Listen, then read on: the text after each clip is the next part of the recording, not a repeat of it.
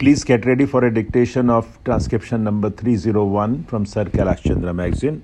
5 seconds. Start. Sir, I would like to say a few words about the changes made by the Joint Select Committee in the bill as originally introduced.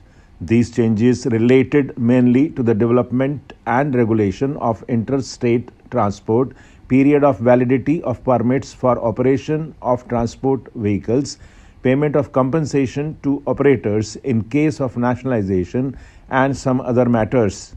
I am glad to say that the committee, realizing the need for developing and expanding transport facilities in the country, proceeded to make changes so as to produce the desired result.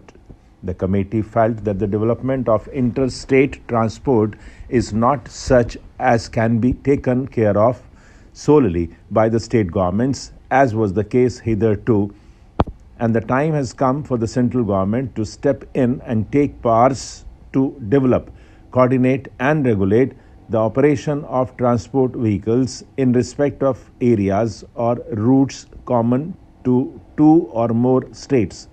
They accordingly endorsed the principle contained in Clause 57 for setting up a central authority for this purpose, but considered that instead of two separate authorities as proposed in the original bill, there need be only one, namely the Interstate Transport Commission, which should have powers to associate with itself representatives of the concerned state governments as and when considered necessary.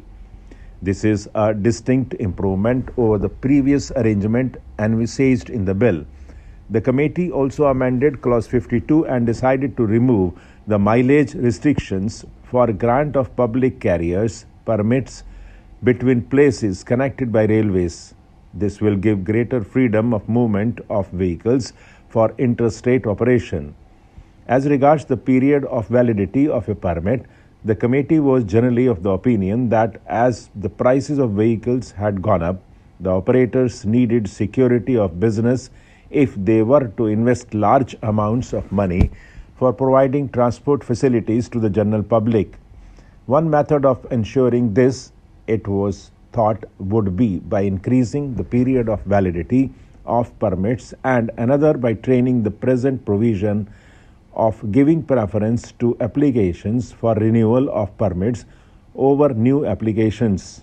Clause 50 of the bill was accordingly amended so that a permit for a stage carriage shall be effective without renewal for a period of 3 to 5 years, and a public or private carrier's permit will be effective for a period of 5 years.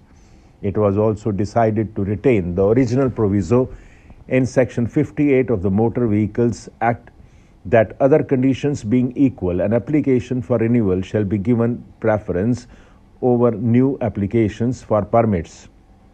In this connection, I may mention that the committee also made a provision in the bill that other things being equal, the cooperative societies running transport services should be given preference over new operators.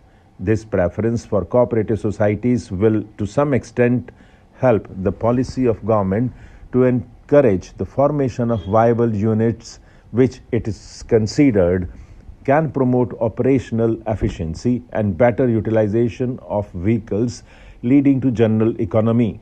The question of payment of compensation to operators displaced as a result of introduction or expansion of nationalization of road transport services was discussed by the committee at great length. It was generally felt that the amount of compensation provided in the original bill was far from adequate. It was also urged that every time the compensation should be paid for non-renewal of permits, and that the amount payable for the cancellation of a permit or the modification of the terms thereof should be fixed with reference to the earnings of the individual operator concerned.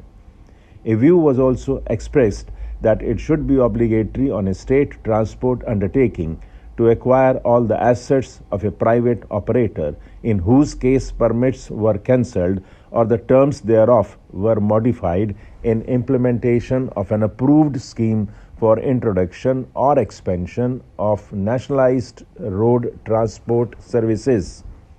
After careful consideration of all these points, the committee decided that the amount of compensation originally proposed should be doubled. The committee thought that there was no question of compensation so far as non-renewal of a permit was concerned, as it did not involve any loss of business. Compulsory acquisition of assets was also not favored, as it was feared that a good deal of unserviceable vehicles would be passed on to nationalized transport undertakings, and that would involve loss to the taxpayer. The question can very well be left to state governments, who would be willing to take over serviceable vehicles and other useful equipment from private operators by negotiation. The committee also amended Clause 37 to provide for directions being issued by state governments to the state transport authorities to grant permits for alternative routes or areas to operators displaced as a result of nationalization. This will help in rehabilitation of displaced operators and also lead to opening of more routes. Provision has also been made that the private operators should form unions and ply their vehicles more efficiently. Stop.